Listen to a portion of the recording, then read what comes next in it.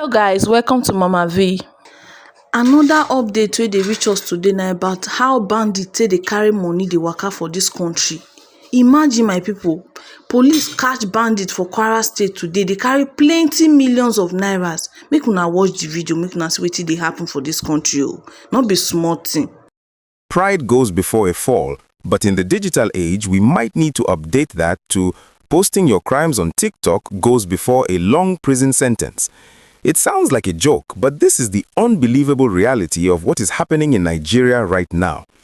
Just when we thought we had seen it all, from the tragic stories of kidnapping to the terrifying news of airstrikes, we now have a situation where bandits are treating terrorism like a content creation career.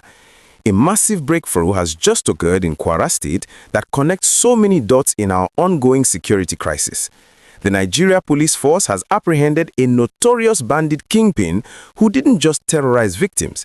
He actually hopped on social media to flaunt his weapons and the millions he made from ransom. And the timing of this arrest, it is absolutely critical. It comes right in the middle of this intense heat in the Northwest, where US airstrikes and Nigerian military operations are pounding the forests. It seems the rats are fleeing the burning ship, but they ran straight into a trap in Kwara State.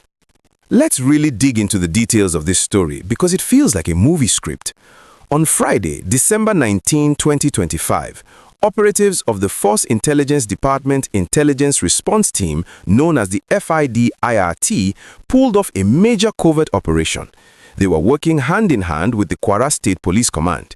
Now, for those of you who know the geography of this region, they struck in Kayama local government area, specifically along the Komen-Masalachi axis. Kayama is a very strategic location. It is a border town with thick forests that link Kwara State to Niger State and even stretch towards the borders of Benin Republic. For years, this area has been a quiet hideout, a place where criminals from the turbulent northwest, places like Zamfara and Katsina, run to when the fire gets too hot in their home base. And right now, with the reports of US drones and Nigerian jets raining fire on bandit camps in the northwest, it makes perfect sense that these high-profile criminals would try to relocate to the north central. They thought Kayama would be their safe haven. They were wrong. The suspects arrested are two heavyweights in the kidnapping underworld. First, we have 30-year-old Shehu Muhammadu, also known as Gide. But the man of the hour, the face that is making headlines, is 26-year-old Abubakar Usman, famously known as Sidi. This young man represents a new dangerous generation of criminals who crave attention just as much as they crave money. The police force revealed that Sidi was recently identified as the exact individual seen in a viral video that circulated all over the internet. In that video, he wasn't hiding his face in shame. No, he was flaunting high-caliber firearms and displaying massive bundles of cash, bragging about his wealth. Imagine the arrogance. Imagine the pain of the families who paid that ransom money, seeing it being displayed on TikTok or WhatsApp statuses as a flex.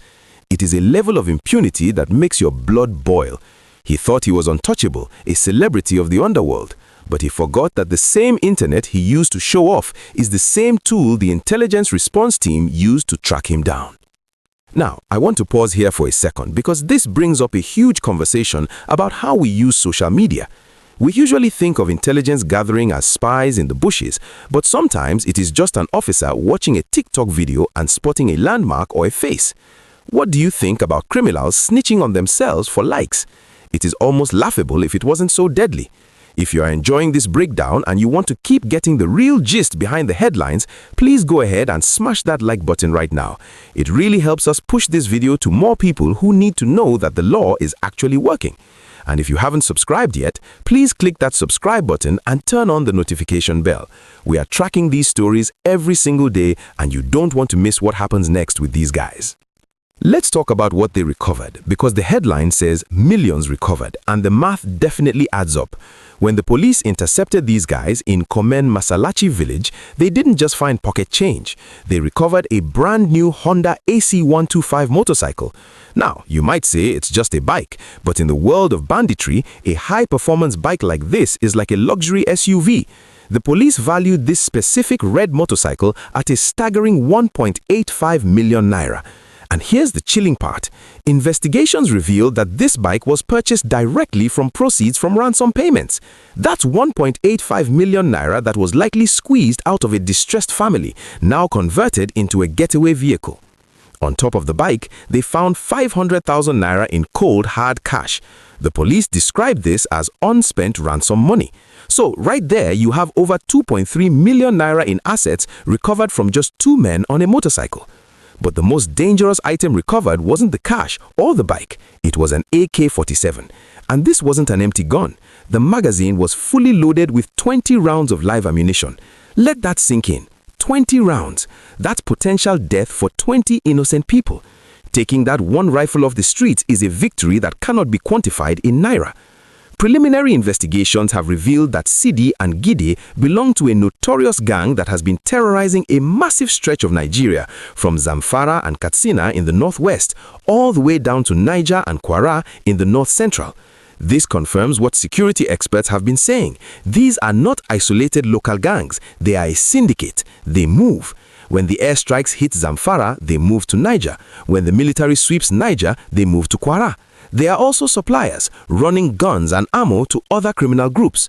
So, breaking them down breaks a crucial supply chain in the banditry network. The connection to the US airstrikes and the intensified military pressure is the silent background to this story. Why would a kingpin who operates in Zamfara be found in a village in Kwara? It is because the comfort zone is gone. We've been discussing the reported elimination of leaders like 2G Bello and the bombardment of the forests.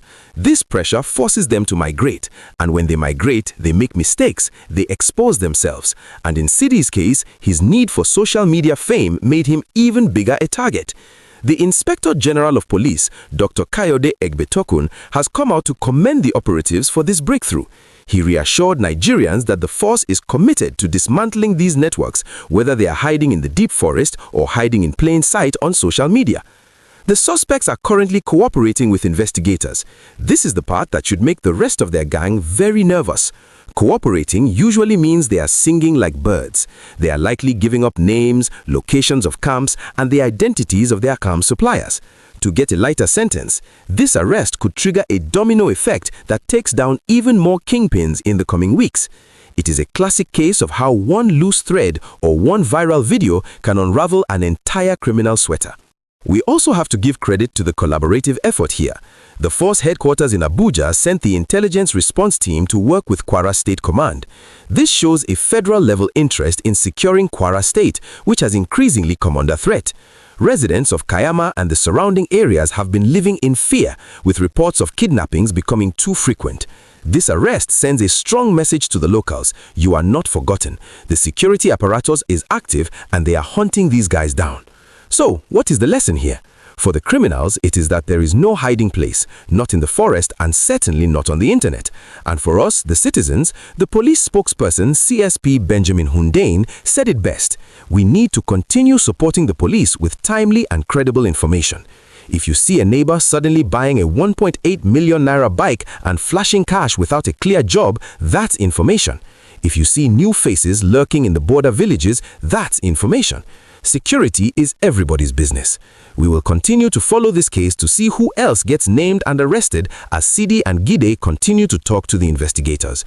It has been a tough year for security, but ending 2025 with such a high-profile capture gives us a glimmer of hope.